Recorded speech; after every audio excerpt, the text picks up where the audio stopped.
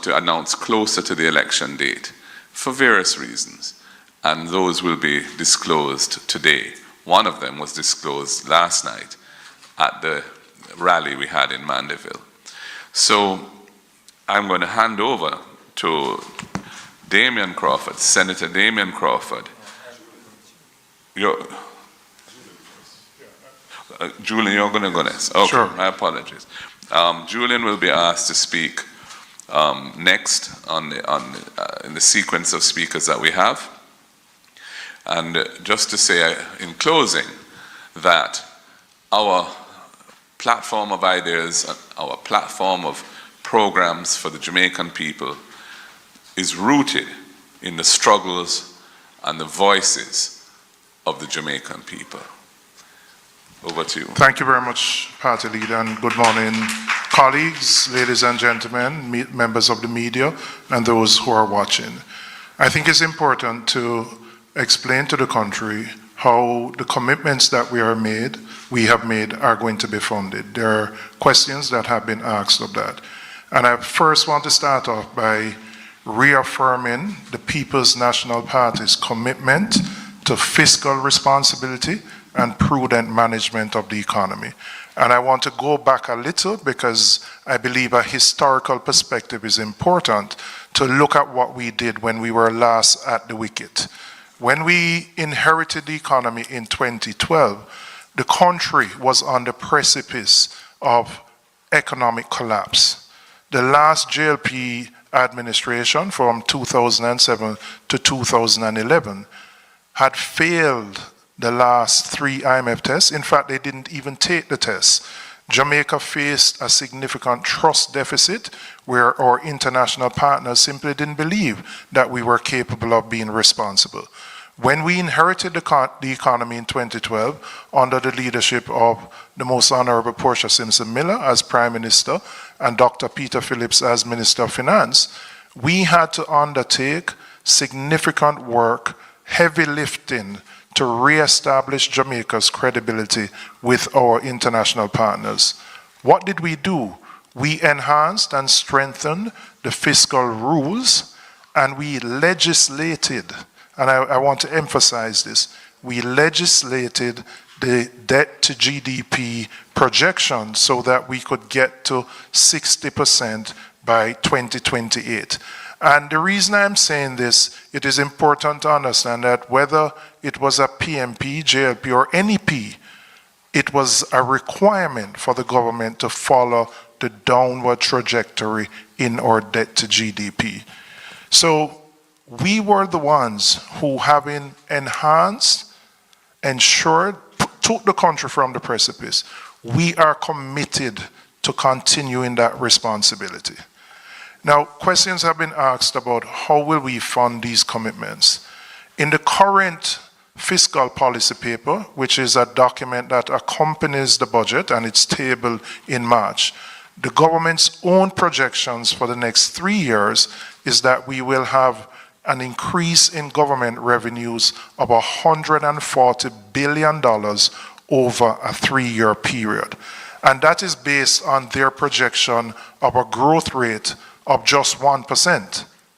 But we intend to grow the economy by more than 1%. But this 140 billion is their projection.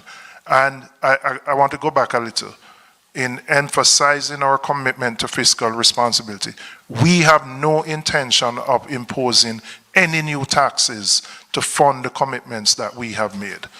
So in addition to the organic revenue growth, which is based on the government's projections, the way our budget is structured, of the $1.3 trillion, there's an element for debt repayment, there's an element for wages and salaries, and then there's $360 billion, which is allocated to programs. Now, our programs and our priorities are different from the JLP's programs and priorities. And as such, we are going to place the things that we consider to be critical to improving the quality of life of all Jamaicans at the forefront of our priorities. So between the organic revenue growth, between the existing envelope that exists in the budget, our commitments can be funded. Now, last night, our party leader and opposition leader made a commitment that we would raise the income tax threshold to $3.5 million. The Labour Party has proposed reducing the income tax rate from 25 to 15%. I want to indicate how our proposal is a more equitable one, a more just one, and one which impacts a broader cross-section of individuals.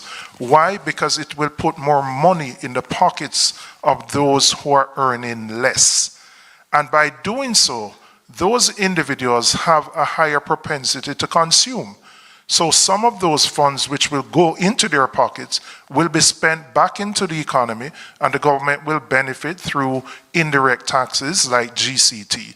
So we expect that what we are proposing will in fact help and support the growth that we are projecting for the economy, while being consistent with our principles of equity, fairness, and justice. So to reiterate, we will fund the commitments that have been made within the existing envelope of the budget, including the projections for growth, without any need to impose any new taxes or burdens on the Jamaican people. In fact, we committed to removing the tax on overtime so that we could put more money in the pockets of those soldiers, policemen, security guards, people who work in our hospitality sector, again, so that it eases the cost of living and gives them an opportunity to spend more on themselves and their families. So I'll now turn over to Damien. Thank you very much, Julian. And as you have indicated, what we have indicated with our proposals up to last night and today is our commitment not to increasing taxes, but indeed to relief taxes.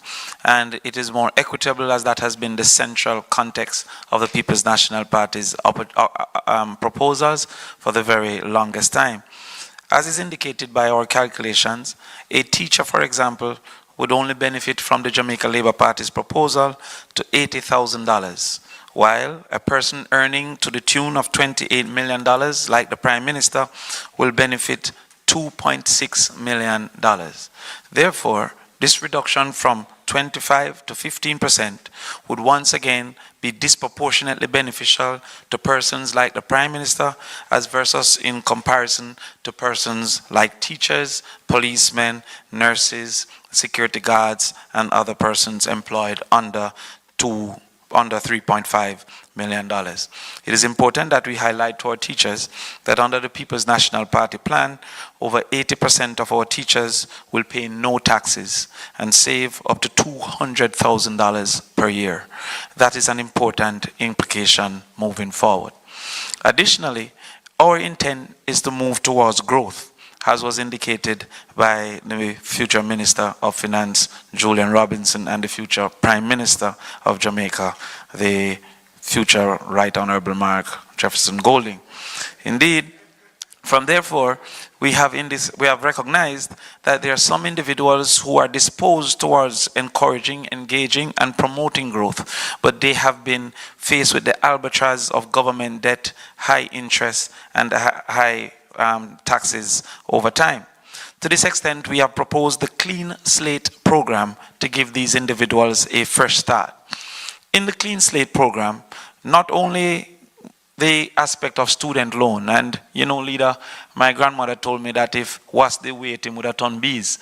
They have taken a part of the student loan proposal that you have given 2 years ago and tried to suggest that that is of their own, and it's for reasons like the student loan proposal as well as the rent-to-own proposal that they have tried to adopt, to steal, that we decided to have a second component of the manifesto later on. Now, instead of just having the student loan where we'll forgive the interest rate, we will also put a moratorium on payment giving you freedom to actually go forth and build your lives and come back to paying that loan. The proposal from the Jamaica Labour Party, like has been the case over the multiple years, you have no moratorium and will ask for you to find full payment before the interest is removed and before that aspect is forgiven. The People's National Party is giving automatic forgiveness of interest and fees and giving you a moratorium of up to 3 years for you to get your life in order and come back to do the payment. Additionally, we're looking at other types of debt to the government, including GCT, including income tax owed, including property tax owed. Those are areas that we are changing. But the taxman out there would be happy to know that it also includes traffic tickets. And so we will give a moratorium of 3 years for you to get your life in order and come back to make your necessary payments to the government, having forgiven the albatross of interest and fees from around the necks of the people. We believe that this great clean of the slate, that this fresh start will allow for those persons inclined to productivity to then be able to once again access loans, and the persons like with student loan to be better able to get their mortgage instead, to better able to start their businesses, and to be better able to go back to schools in some cases to improve their skills. And so it is not just for the WASP to believe that there is a single forgiveness only for student loan, but a general reset of the society, a clean slate and a fresh start, so that persons can once again be a participant in our growth venture and be partners in the Jamaica Love program under the People's National Party. We turn over to Senator Donna Scott-Martin. Party leader, I was going to call on you to start up my mic for me. Because that's what you do, you lead. You lead as a servant leader, a leader who understands that sometimes they have to rescue members of their team. So good morning, everyone. When we launched the manifesto, we made it clear that it was a manifesto wrapped in love. Very much like a constitution, which reflects the values, the attitudes, and the will of the people. And this morning, when we launch now the People's Guide, it is a guide which will be adhered to by the People's Cabinet. Always listening, always reflecting what the people want.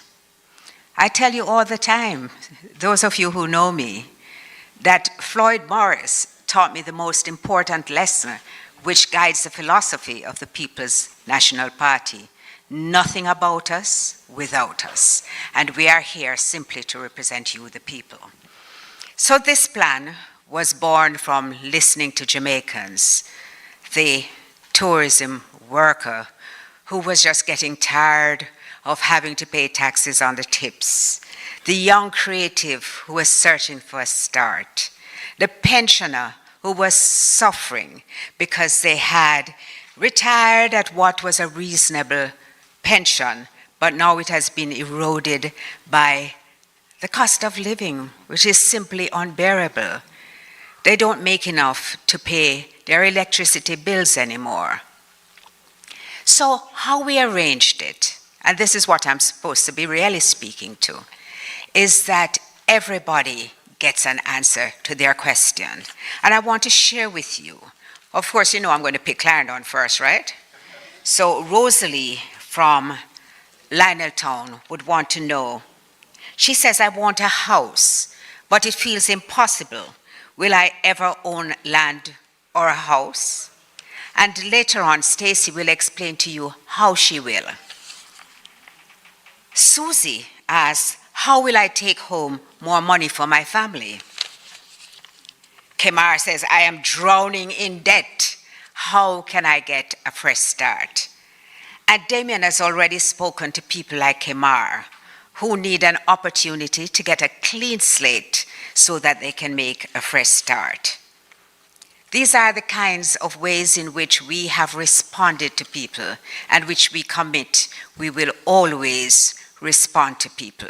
So our constitution, our guide, is this document for the people.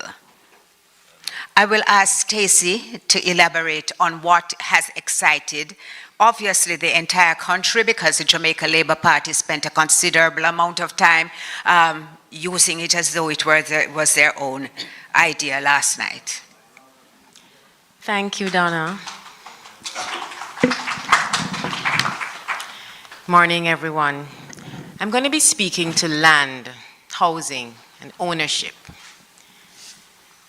I need a roof over my head. The words of the mighty diamonds. Those words apply to every Jamaican. In fact, every human. But it's our responsibility to make sure that Jamaican people have access to suitable housing, land ownership. Equity and equality aren't the same thing. Equality means that you give the same thing to everybody, but equity demands that those who need a boost have that boost available to them so that we can all have similar outcomes. The PNP's land and housing policies start with a foundation that looks at the purpose for which the NHT was initially created. We will ensure that the NHT is focused on its original purpose and that the drawdown of $11.4 billion that takes place every year stops. The PNP will also build 50,000 homes for low-income earners over the next 5 years. That's approximately 10,000 homes per year.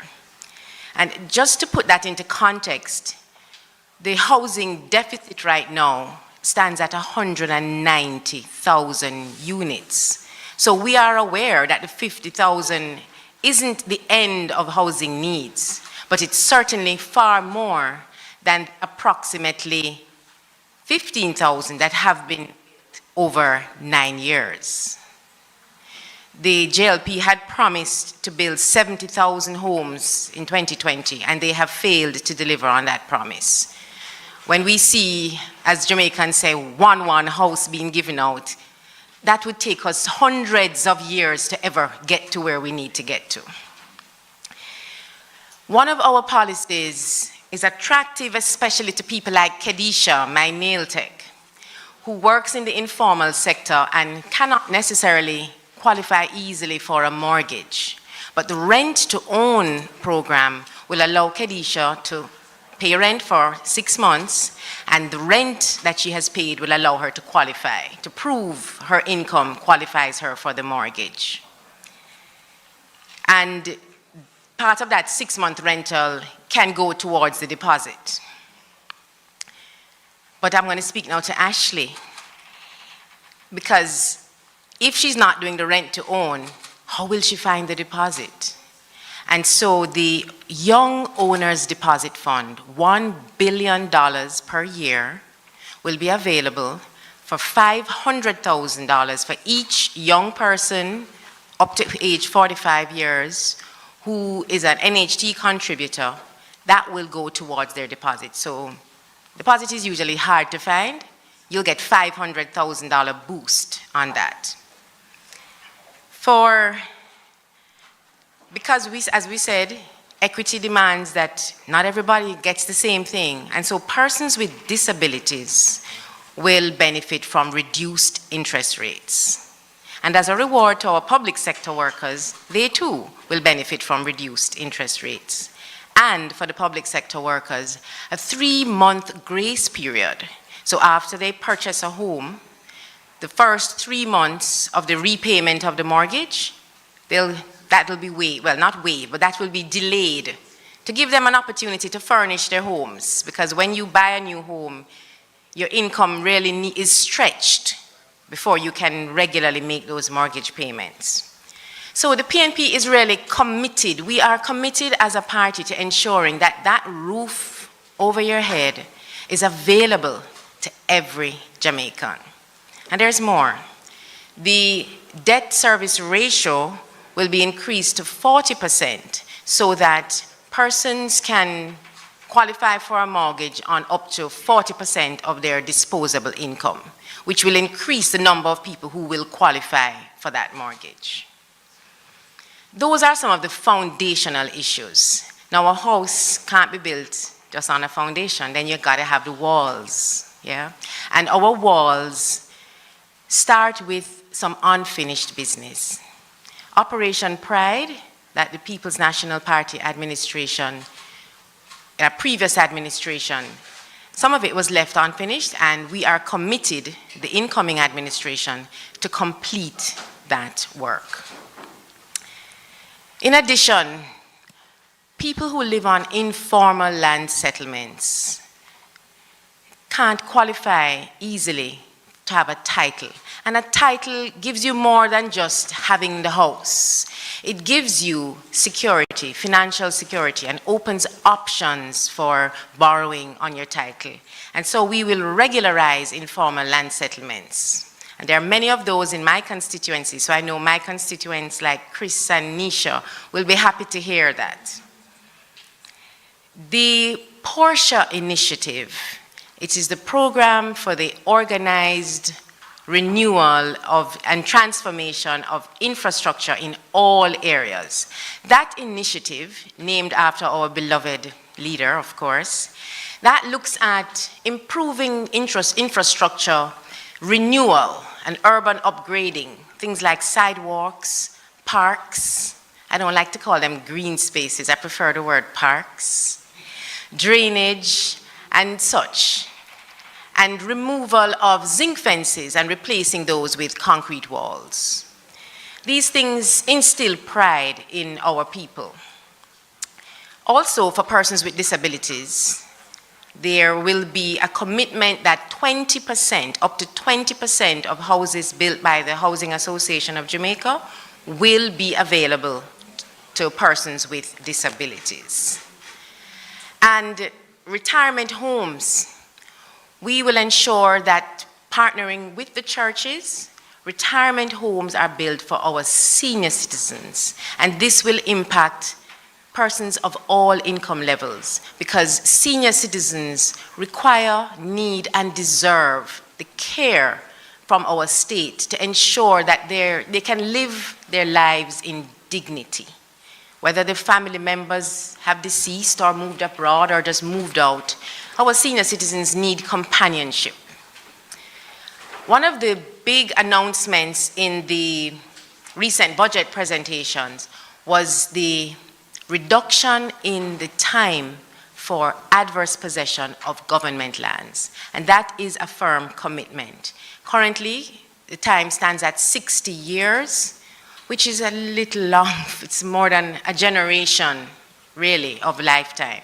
And so that will be reduced to 25 years. Now, this is for government lands, so we're not giving away anybody's land, right? The laws on adverse possession remain the same for privately owned lands, which means that people need to continue to protect their titles by fencing your properties and making sure that you don't allow people to possess it if you don't want them to.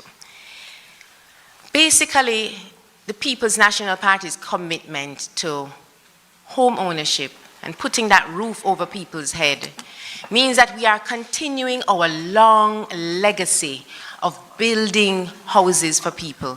Many, in fact, the majority of the housing developments right across Jamaica were built by the People's National Party. And I want to just end the myth that says anything otherwise. Thank you. Thank you, Comrade Stacy. Just to clear up something that I heard last night, I heard the outgoing Prime Minister of Jamaica making reference to the fact that the rent-to-own policy is something that he spoke about before. He went further to suggest that we are saying that you can just rent anybody's home and then own it. It is a lie. It is in keeping with his character. So I'm not surprised, but it is a lie. We have never said that. what we've said is that we will build 50,000 houses, and that when we build those, at least 500 per constituency, that if persons who are working in the informal sector who don't have a pay stub, that they can move into that house, and once they show us after 6 months that they can pay the rent which is equivalent to the mortgage and shows that they're reliable, then we will convert it from rent to a mortgage. And I would suggest to Mr. Holness to pay a little attention to details. I know it's not your strength, but pay a little attention to details and do not mislead the public. I'm going to ask Senator Crawford to come back in, and he will speak to some of the partnerships. Thank you, future Minister Dayton Campbell. I've always warned you about applying malice when there's possible logic. I'm not sure if the Prime Minister is lying. He might just not understand what we had proposed. And because he doesn't understand it, he might not be able to cross it after the 3rd of September. We must also indicate that there are persons such as policemen, teachers, and others within our society that have been stuck in the albatross of paying rent, incapable to save enough for them to eventually move towards a mortgage. And the rent to own therefore also help those individuals who are now paying $100,000, $200,000 rent and therefore rendered incapable. That in particular applies to young individuals wanting to move out of their parents' home, but also rural individuals who have migrated to Kingston and have no other option than paying rent. I've known persons with incomes of teachers up to $250,000 with a rent of $110,000, and groceries of $60,000, a car payment of $30,000, and is incapable even to buy to send something for their mom when they're the first in their family to make it, with 2 sisters still in high school. The People's National Party is relieving that burden to give you that opportunity to move forward in short order. However, as has been given our indicators, we so much want our people to consume the ideas, to consume the plans, and to recognize this march on to progress, that we have simplified the document to a point that you can find your space and how it impacts you directly, even outside of how it can impact you in generality. And so one of those areas we want to speak to is the security forces, and this is our way of thanking those security forces, JCF and the JDF, for their contribution and for their success in recent times in assisting in the benefits of the reduction in criminal activity. These persons, we say, under the People's National Party government, the members of the JCF and the JDF will receive priority in some of our rent-to-own housing schemes that will be developed. Additionally, police officers and JDF officers, JDF individuals wishing to be qualified in a particular area for promotion will receive grants and scholarships to pursue the necessary qualifications.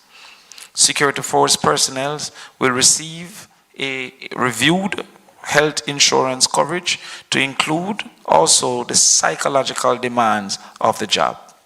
We will undertake to review the life insurance paid to security force personnel killed in the line of duty to up to $20 million and ensure that insurance and pension benefits are paid over no later than 6 months after a tragic event. We will prioritize the consideration of police applications for firearm approval through the firearm approval process, especially for active police officers. We will remove the tax and overtime pay, even as we have already removed the tax on up to $3.5 million as the new threshold. So therefore, for most police officers, they will not have to pay any taxes. And for those who go up to $6 million due to overtime, they too will find relief. For senior citizens, to whom we're grateful for the nation that they have contributed to create, we'll establish a national health insurance card for senior citizens over 65. This will not only cover drugs, but also cover diagnostics, doctor's visits, surgery, and as well medication. But the march to a national health insurance isn't reserved only to those over 65. We will also give full health coverage to those 0 to 18, i.e. children.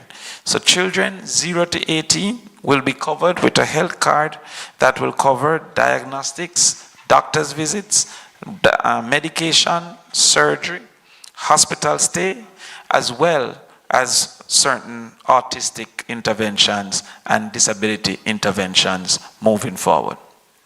For the senior citizens, we will focus on the mobilization of senior citizens with skills and expertise to help drive national development at the community level through the National Seniors Service located within the National Institute of Volunteerism.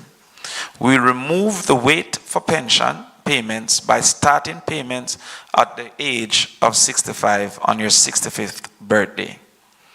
Now we'll move to taxi operators. Knowing the perils of the deteriorating roads, and also knowing that taxi and private operators, bus operators, are an essential service, transporting more than 75% of Jamaicans to healthcare, to work, to school, and to other activities. We will reduce the transport authority fee to $1,000. So the transport authority fee will be reduced so that you can have some free up space, some money available to fix those front ends caused by the very bad roads that the government have allowed through their deterioration. We reduced that fee to $1,000, and this in particular was encouraged by future Prime Minister Mark Golding after the meeting with the taxi operators.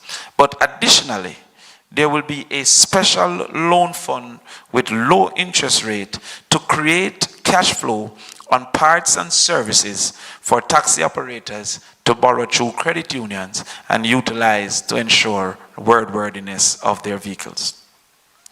The People's National Party will set up police presence as far as is possible in all major bus terminals, but also have a transportation response unit with a special distress signals for taxis to ensure their safety. The final one before we turn over to Dayton to indicate some others, I couldn't leave without speaking to our teachers. Teachers will receive internet as a tool of trade. We know that you can't say power without say knowledge, because knowledge is power, and the People's National Party is committed to improving knowledge through access to information. Teachers will be a priority for the PNP's rent-to-own program. For every year spent teaching in the public school, there will be a relief of a student loan or student loan forgiveness for that year that they teach in the public school. The PNP government will make extensive investments in infrastructure, school infrastructure over the next 5 years, leading to better working conditions for teachers. Teachers will receive special NHD considerations to facilitate easier access to housing. We will also facilitate access to motor vehicle ownership through a graduated concession. Before I hand over to you, Dayton, I would just like to tell a story of a teacher who got over 95% passes in English language at an all-boys school. I engaged this teacher to understand the basis of such success. In the middle of the conversation, the teacher had to ask to hang up to call a taxi so that she can get to school. This teacher would be rife for recruitment for overseas persons trying to take our best teachers away. The People's National Party will have a graduating concession allowing for more teachers to have easier access to motor vehicles, to reward them for the work that they have done, the work that they will be doing, and the work that they will continue to do when the People's National Party takes power. Dayton. Thank you very much, Senator Crawford. The full document will be released later today, so persons who are interested will be able to view the sector that they have the interest in. We have several other love partners, including faith-based organization. We believe that the church plays a critical role in the ordering of the society to be peaceful, to have proper values and morals, and as such we are supportive of the faith-based organization, and a fund will be put in place that they can use to do their activities. The story has been told that everything is well in Jamaica by the other side. As you go out there and you interact with people, you get the different side to the coin, the next side to the coin, that much more can be done. People are hopeful. They're looking forward to a better quality of life, and that is what we're offering them here today. We're going to take a few questions, if there are any. I know it was pellucid, so there may not be any questions, but if there are any questions, we will take those. And then after that, we will have a wrap-up from the leader of the party.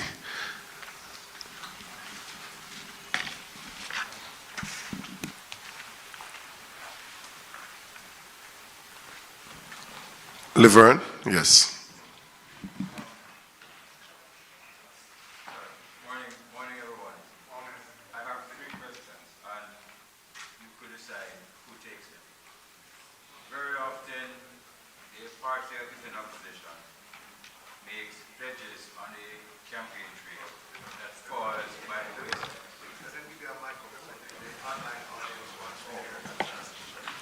At your service, sir.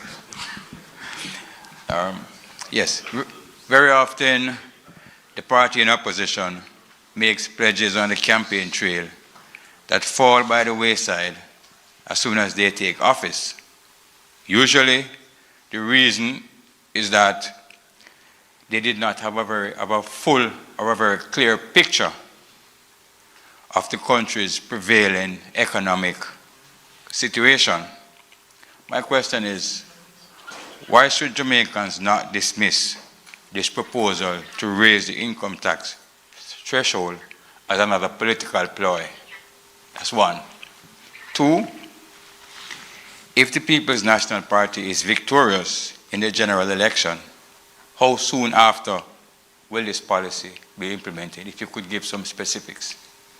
And then finally, also, if you could list the top 3 priority policy proposals of all the proposals that you have made.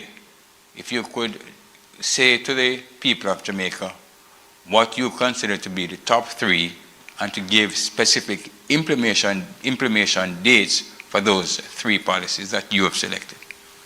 Those are my questions. Well, on the priorities, on the last one, I would just say that different proposals fall into different categories. So, for example, the proposal to empower people to own land who have been occupying land for 25 years but are not in a position to acquire title to it because the law implemented in the colonial era requires 60 years of possession. We intend to deal with that as a legislative priority.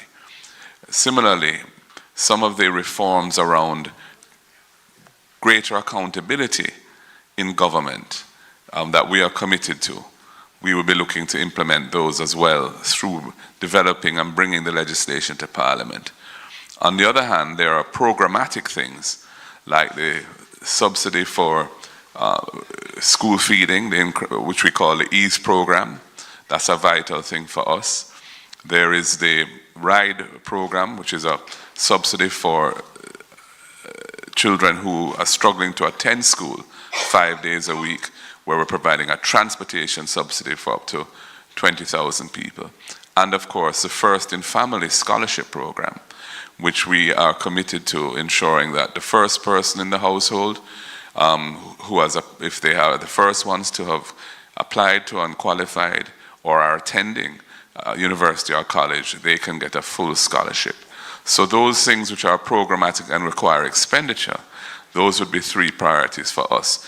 But I think you have to differentiate between those things which are priorities because they involve reforms which don't necessarily involve expenditure changes, and those which are of a programmatic nature, which will require expenditure changes. And I've outlined for you what I regard as our priorities.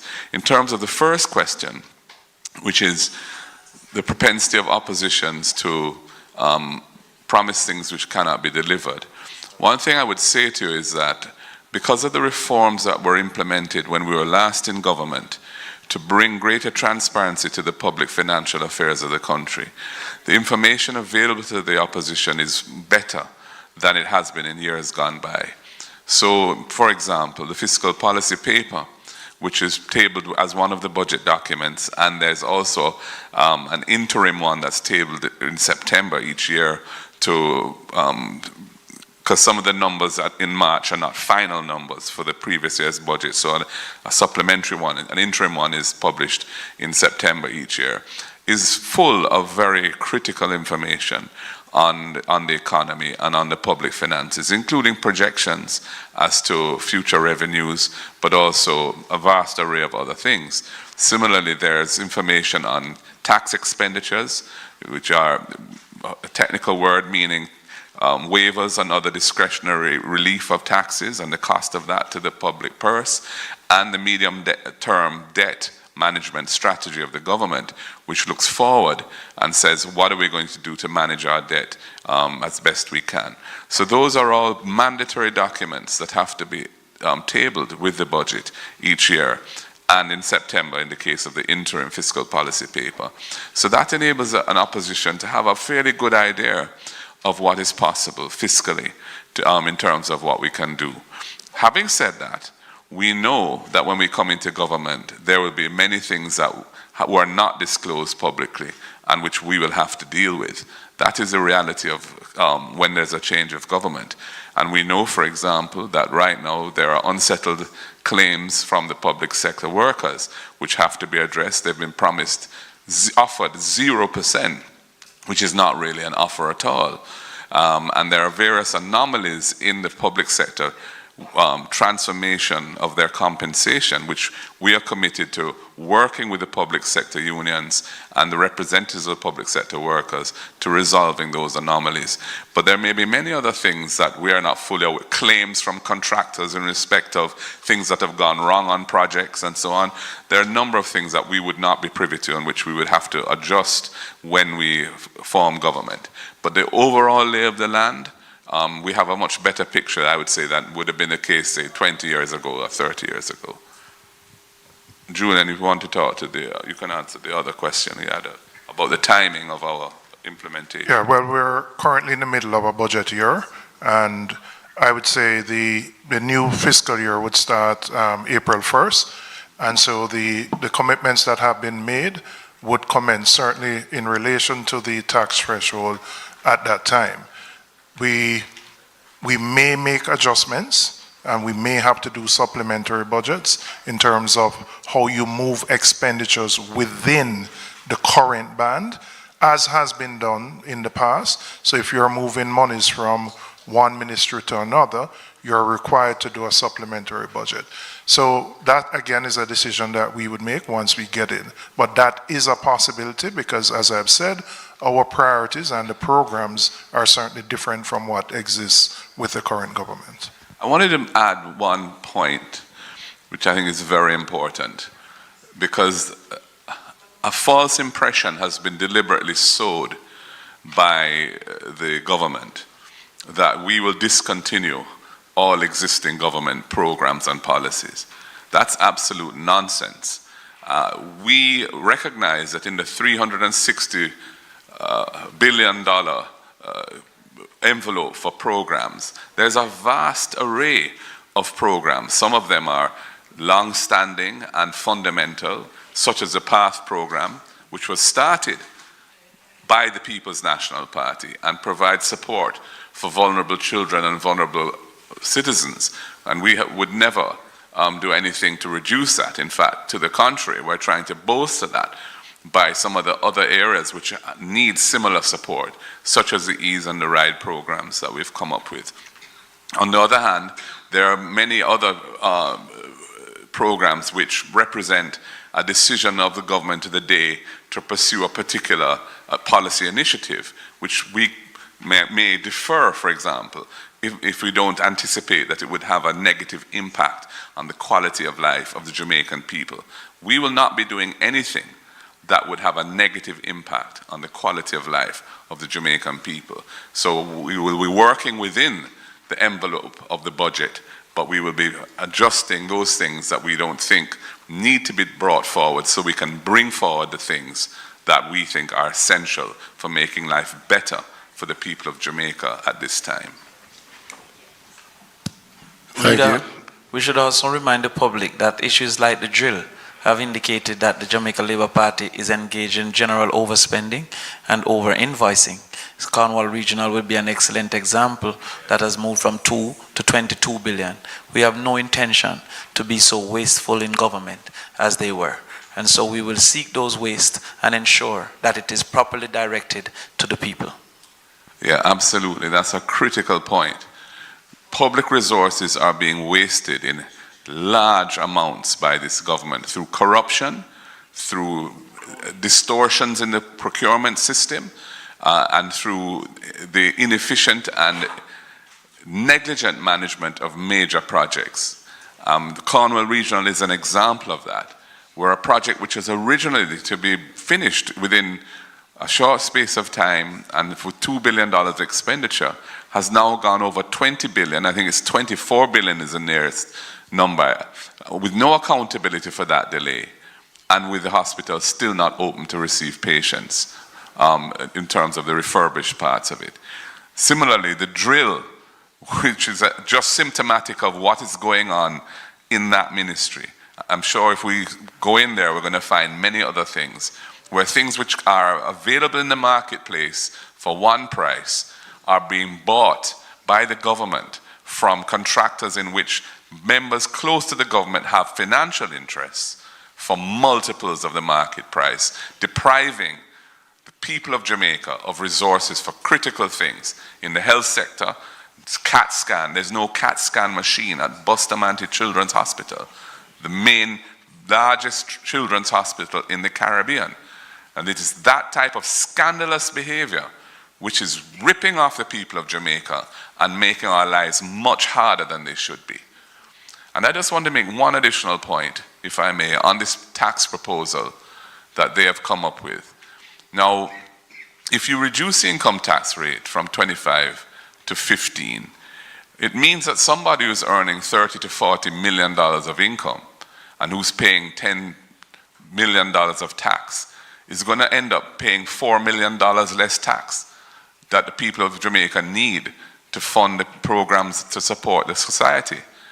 Our program, and our proposal, which is to increase the threshold, means that the people who need it most, everyone will benefit who pays income tax now, including the man earning 30 to 40 million, but his benefit or her benefit will be no greater than the benefit that the teacher, that the benefit that the police officer, that the benefit that the nurse is getting, which is 100% relief on their first $3.5 million of income. And that is why it's a more progressive, just and fair solution than what they are offering, where ministers of government, prime ministers and others will get a huge tax break by their policy and their proposal, which our proposal will not do. Our proposal is equitable and ensures that those who need it most are the ones who get the benefit. Thank you, Leader. And just to note that if somebody is at 3.5 million, the actual increase in take-home would be $35,000 per month. Now, you would actually be able to buy a proper vehicle and not the $2,000 or a Pro Box. Judge, with your permission, I want to address a question which has been asked and which has been very concerning to me, and that is why does the PNP talk so much about corruption? There are people who feel that we shouldn't be speaking about it, and that bothers me because that means that it is being normalized more and more in our society. I want to remind you that it was Metri Siaga, who is now the president of the PSOJ, who said in 2019 that corruption actually cost us 5% of GDP. He said it cost us over 735 million US annually. And if we deal with issues like that, these programs which we speak about, they are self-funding. So when we are talking about corruption, we are not only saying that a leader leads the country's moral compass, sets the value and the tone for every member of the society, but that in actual real terms, 5% of GDP is a significant amount which we can put to programs which can grow our economy and, more importantly, grow our people who will then be contributing to growing our economy. Thank you so much. Any other questions? If not, thank you so much, ladies and gentlemen, for being here. Just to point out the partners, the love partners that you'll be able to see shortly from the document. There is a section for the nurses, micro, small, and medium enterprises, entertainment industry, hopeful homeowners, Rastafari communities, rural youth, security forces, senior citizens, small tourism entrepreneurs, taxi operators, teachers, university students, and of course, the faith-based groups that I spoke about earlier. So we have considered all, and there is something that is there to ensure that we can have a better quality of life collectively as a people. I want to invite the leader, yes, to just give the closing remarks. And yes, sir. Thank you very much, colleagues, ladies and gentlemen. I just wish to close by reaffirming our party's commitment to prudent fiscal management and ensuring that the gains that have been made over the past 15 years as a result of the reforms which were largely implemented under the Portia-Simpson-Miller administration to ensure that the public debt was brought down to manageable levels on a sustainable basis by putting it in the law how you can spend money and what money is available for spending. We are committing to maintaining that methodology of running the country. But there is so much more that is required to make Jamaica a better place. And our policies and programs, as outlined in our manifesto and summarized with some additional elements in the People's Guide launched today, will ensure that Jamaicans have a better quality of life going forward, that our people will be more productive going forward, that our human capital will be developed so that we can move the country forward from the stagnant economy which we find ourselves in to one which generates high levels of inclusive and sustainable economic growth, so that our people can meet their aspirations from the opportunities created right here at home, and I don't have to be looking to go abroad to make it in life. So I urge everyone to listen and to read what we are publishing and to listen to what we say about it over the next coming days, and on the 3rd of September to cast their vote for the People's National Party for whichever candidate you may have in your constituency who has the head beside their name on the ballot, so that we can move forward. I'm asking for your support respectfully, humbly, and with a great deal of gratitude for your participation in the process. Thank you very much.